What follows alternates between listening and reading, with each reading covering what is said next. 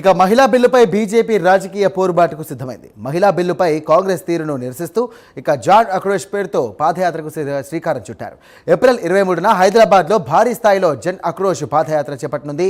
ఇక GHMC office నుండి Domalguda, Indira park వరకు కూడా పాదయాత్ర సాగనుంది. నారీ శక్తి వందన్ అధ్యయనంకు అడ్డంకులు సృష్టిస్తున్నటువంటి కాంగ్రెస్, ఎన్డీఏ కూటమి పార్టీల వైఖరిని ప్రజల్లోకి తీసుకెళ్తామంటూ బీజేపీ చెబుతోంది.